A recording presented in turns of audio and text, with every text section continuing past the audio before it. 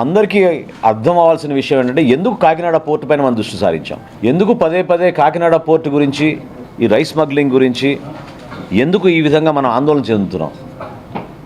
ఎందుకంటే మీడియా మిత్రులు కూడా మీ అందరికీ తెలుసు, స్థానికంగా ఉన్న కాకినాడలో కూడా చాలామందికి తెలుసు, 5 సంవత్సరాల్లో ఎవరిని కూడా లోపలికి ప్రవేశించలేదు, అనుమతించలేదు, అసలు అవకాశమే లేదు. లోపల ఎటువంటి కార్యక్రమాలు జరుగుతున్నాయి, ఎటువంటి బోట్లు వస్తున్నాయి, ఎవరు అక్కడ అధికారులు ఉన్నారు, ఏ విధంగా ఈ కార్యక్రమాలు జరుగుతున్నాయి దానిపైన కనీసం ఒక్క మీడియా మిత్రులను కూడా లోపలికి ఆహ్వానించలేదు, అనుమతి ఇవ్వలేదు. పక్కడబందీగా వ్యూహం మేరకు ఎవరిని రానియకుండా ఒక పెద్ద కాన్స్పిరసీ చేశారు. దాన్ని ఈరోజు నేను మీకు వివరిస్తాను. ఎందుకంటే ఎందుకు కాకినాడ పోర్ట్ అని పదే పదే చాలామంది దాని గురించి ఆందోళన చెందుతూ ఆలోచిస్తున్నారు. రాష్ట్రంలో 29,000 ఫేర్ ప్రైస్ షాపులు ఉండగా ఈ బియ్యం సరఫరా చేయడానికి వైఎస్ఆర్సీపీ ప్రభుత్వం జగన్మోహన్ రెడ్డి గారు ముఖ్యమంత్రి అయిన తర్వాత ఒక నిర్ణయం తీసుకుని డోర్ డెలివరీ చేస్తామనే ఒక అబద్ధపు ప్రచారంతో 9,260 వ్యాన్లు కొని రాష్ట్ర ఖజానాకి దాదాపు 1,600 కోట్ల రూపాయలు ఖర్చు అయ్యే విధంగా మొబైల్ డెలివరీ యూనిట్లు వ్యాన్లని వీళ్ళు రాష్ట్ర వ్యాప్తంగా ఒక నెట్వర్క్ ఏర్పాటు చేశారు. 29,000 ఫేర్ ప్రైస్ షాపులు ప్రతి నెల 1వ తారీఖు నుంచి 15వ తారీఖు వరకు ఉదయం నుంచి సాయంత్రం వరకు తెరిచి ఉండి వినియోగదారులు ఎప్పుడు వచ్చినా వాళ్ళకి సరుకు అందించే విధంగా ఎన్నో సంవత్సరాలు జరుగుతున్న ఒక మంచి ప్రక్రియని వీళ్ళు పక్కదారి తీసుకెళ్ళి వాళ్ళ స్వలాభం కోసం ఈ వ్యాన్లు తీసుకొచ్చి ఈ వ్యాన్ల ద్వారా రాష్ట్ర వ్యాప్తంగా నెట్వర్క్ ఏర్పాటు చేసుకుని బియ్యం సేకరించడం మొదలుపెట్టారు. ప్రభుత్వానికి 43 రూపాయల 40 పైసలు ఖర్చు అయ్యే, ప్రతి కిలో ఖర్చు అయ్యే ఈ బియ్యాన్ని క్షేత్రస్థాయిలో వీళ్ళు 10 రూపాయలకే తీసుకుని వెళ్ళిపోవడం, చాలా చోట్ల మీరు సరైన సమయానికి రాలేదు, వ్యాన్ వెళ్ళిపోయింది కాబట్టి మీకు సరుకు ఇవ్వమని చెప్పడం, చివరికి ఎంఎల్ఎస్ పాయింట్ల దగ్గర నుంచి కూడా గోతాలు తీసుకుపోయే సందర్భాలు ఎన్నో ఉన్నాయి. అది చాలా స్పష్టంగా మనకి ఆధారాలు కూడా దొరికినాయి. ఈ విధంగా వీళ్ళు పక్కడబందీగా ఒక గ్రీన్ ఛానల్ ఏర్పాటు చేసుకుని చిత్తూరు నుంచి, శ్రీకాకుళం నుంచి నేషనల్ హైవే మీద నేరుగా కాకినాడకి ఎక్కువ శాతం ఈ బియ్యం తరలించే విధంగా ఒక పక్కడబందీ కాన్స్పిరసీ చేసి వీళ్ళు చేశారు. ఆంధ్రప్రదేశ్ తీరంలో ఏ పోర్టుకి లేని విధంగా కాకినాడ పోర్టులో రైస్ ఎగుమతి జరిగింది.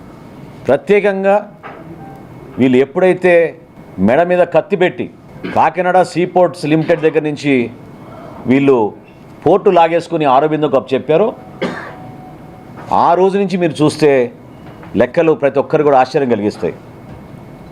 3 ఆర్థిక సంవత్సరాల్లో, నేను 5 సంవత్సరాలు కూడా చెప్పడం లేదు, కేవలం గత 3 ఆర్థిక సంవత్సరాలు చెప్తున్నాను. గత 3 ఆర్థిక సంవత్సరాల్లో మన రాష్ట్రంలో గంగారాం పోర్టులో బియ్యం ఎగుమతి 2,20,289 మెట్రిక్ టన్నులు. కృష్ణపట్నం అధునాతమైంది, చాలా పెద్ద పోర్టు, ఇక్కడ 23,51,218.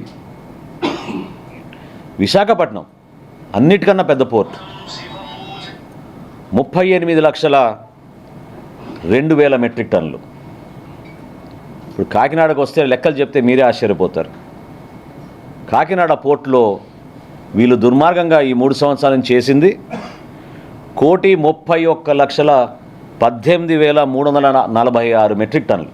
దీని విలువ ఒక్క కాకినాడదే చెప్తున్నాను, కాకినాడలో రైస్ ఎగుమతి విలువ ఈ 3 సంవత్సరాల్లో 48,537 కోట్ల రూపాయలు.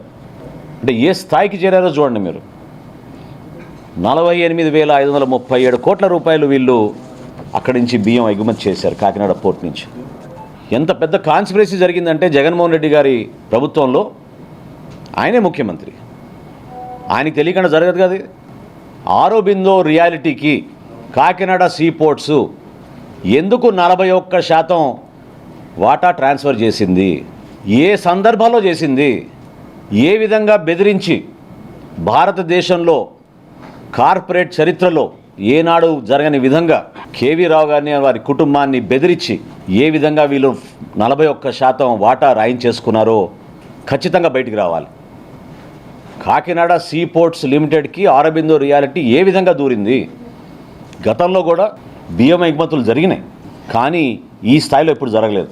నేను ప్రత్యేకంగా మీకు 3 సంవత్సరాల గురించి ఎందుకు చెప్పానంటే, ఇది ఆరోబిందో ఆ పోర్ట్ని టేక్ ఓవర్ చేసిన తర్వాత అసలు ఊహించని విధంగా కృష్ణపట్నంతో పోల్చుకున్న, విశాఖపట్నంతో పోల్చుకున్న 1,31,00,000 మెట్రిక్ టన్నులు కాకినాడ పోర్ట్స్ నుంచి వీళ్ళు బియ్యం ఎగుమతి చేశారంటే ఒకసారి ఆలోచించాలి.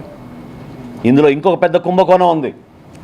కోవిడ్ వచ్చినప్పుడు కేంద్ర ప్రభుత్వం ప్రతి కుటుంబానికి ఉచితంగా బియ్యం సరఫరా చేయమని ఆదేశాలు జారీ చేసినప్పుడు దాదాపు 6,300 కోట్ల రూపాయలు బియ్యం వీళ్ళు లెక్కలు చూపించి ఇక్కడిని తరలించేశారు.